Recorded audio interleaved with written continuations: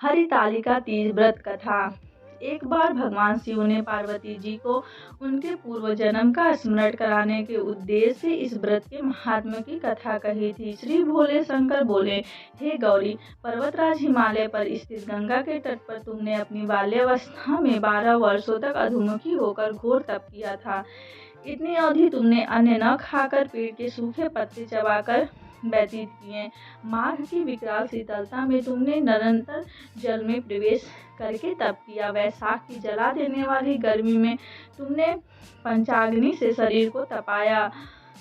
श्रावण की मूसलाधार वर्षा में खुले आसमान के नीचे बिना अन्य जल ग्रहण किए समय व्यतीत किया। तुम्हारे पिता तुम्हारी कष्टसाध्य तपस्या को देखकर बड़े दुखी होते थे, उन्हें बड़ा क्लेश होता था। तब एक दिन तुम्हारी तपस्या तथा पिता के क्लेश को देखकर नारद जी तुम्हारे घर पधारे।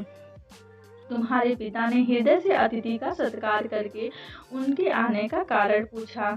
नारद जी ने कहा, गिरिराज, मैं भगवान विष्णु के भेजने पर यहाँ उपस्थित हुआ हूँ। आपकी कन्या ने बड़ा कठोर तप किया है, इससे प्रसन्न होकर भी आपकी सुपुत्री से विवाह करना चाहते हैं। इस संदर्भ में आपकी राय जानना चाहता हूँ। नारद जी की बात सुनकर गिरिराज गदगद हो उठे। उनके तो सारे क्लेश ही दूर हो गए। प्रसन्नचित होकर बोले, श्रीमान, यदि स्वयं विष्णु मेरी कन्या का वरण करना चाहते हैं तो भला मुझे क्या आपत्ति हो सकती है। वे तो साक्षात ब्रह्म हैं, वे महर्षि। यह तो हर पिता की इच्छा होती है कि उसकी पुत्री सुख संपदा से युक्त पति के घर की लक्ष्मी बने। पिता की सार्थकता इसी में है कि पति के घर जाकर उसकी पुत्री पिता के घर से अधिक सुख रहे। तुम्हारे पिता की स्वीकृति पाकर नारद जी विष्णु जी के पास गए और उनसे तुम्हारे विवाह के निश्चित होने का समाचार सुनाया। मगर इस विवाह का संबंध की बात जब तुम्हारे कान में पड़ी तो तुम्हारे दुख का ठिकाना न रहा। तुम्हारी एक सखी ने तुम्हारी इस मानसिक दशा को समझ लिया और उसने तुमसे उस विक्षिप्तता का कारण जानना चाहा। तब तुमने बताया, मैंने सच्चे हृदय से भगवान शिव शंकर का वरण किया है, किंतु मेरे पिता ने मेरा विवाह विष्णु जी से निश्चित कर दिया है। मैं विचित्र धर्म संकट में हूँ, अब क्या करूँ। प्राण छोड़ देने के अतिरिक्त अब कोई भी उपाय शेष नहीं बचा। तुम्हारी सखी बड़ी ही समझदार और सूझबूझ वाली थी। उसने कहा, सखी, प्राण त्यागने का इसमें कारण ही क्या है। संकट के मौके पर धैर्य से काम लेना चाहिए। नारी के जीवन की सार्थकता इसी में है कि पति रूप में हृदय से जिसे एक बार स्वीकार कर लिया, जीवन प्रयत्न उसी से निर्वाह करे। सच्ची आस्था और एक निष्ठा के समक्ष तो ईश्वर को भी समर्पण करना पड़ता है। मैं तो तुम्हें घनघोर जंगल में ले चलती हूँ, जो साधना स्थली भी हो और जहाँ तुम्हारे पिता तुम्हें खोज भी ना पाए। वहाँ तुम साधना में लीन हो जाना। मुझे विश्वास है कि ईश्वर अवश्य ही तुम्हारी सहायता करेंगे। तुमने ऐसा ही किया। तुम्हारे पिता तुम्हें घर पर न पाकर बड़े दुखी तथा चिंतित हुए। वे सोचने लगे कि तुम जाने कहाँ चली गई। मैं विष्णु जी से उसका विवाह करने का प्रण कर चुका हूँ। यदि भगवान विष्णु बारात लेकर आ गए और कन्या घर पर न हुई तो बड़ा अपमान होगा। मैं तो कहीं मुंह दिखाने के योग्य भी नहीं रहूँगा। यही सब सोचकर गिरिराज ने जोर शोर से तुम्हारी खोज शुरू करवा दी। इधर तुम्हारी खोज होती रही और उधर तुम अपनी सखी के साथ नदी के तट पर एक गुफा में मेरी आराधना में लीन थी। भाद्रपद शुक्ल तृतीया को हस्त नक्षत्र था। उस दिन तुमने रेत के शिवलिंग का निर्माण करके व्रत किया। रात भर मेरी स्तुति के गीत गाकर जागी। तुम्हारी इस कष्ट साध्य तपस्या के प्रभाव से मेरा आसन डोलने लगा, मेरी समाधि टूट गई।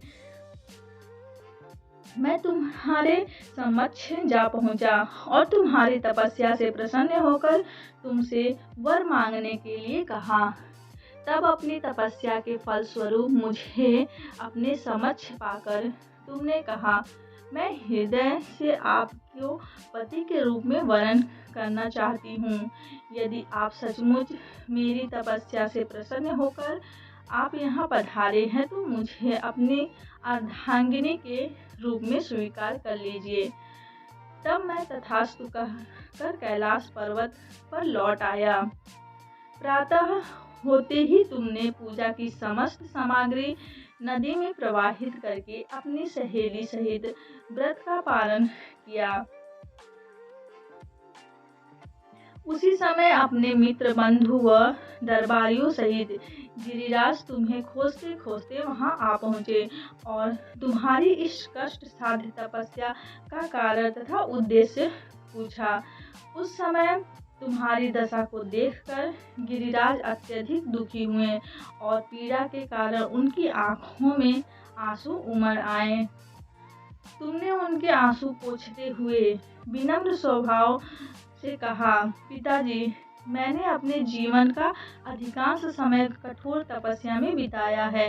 मेरी इस तपस्या का उद्देश्य केवल यही था कि मैं महादेव को पति के रूप में पाना चाहती थी। आज मैंने अपनी तपस्या की कसौटी पर खड़ी उतर चुकी हूँ। आप क्योंकि विष्णु जी से मेरा विवाह करने का निर्णय ले चुके थे, इसलिए मैं अपने आराध्य की खोज में घर छोड़कर चली आई। अब मैं आपके साथ इसी शर्त पर घर वापस जाऊंगी कि आप मेरा विवाह विष्णु जी से न करके महादेव जी से करेंगे। गिरिराज मान गए और तुम्हें घर ले गए। कुछ समय के पश्चात शास्त्रोक्त विधि विधान पूर्वक उन्होंने हम दोनों को विवाह सूत्र में बांध दिया।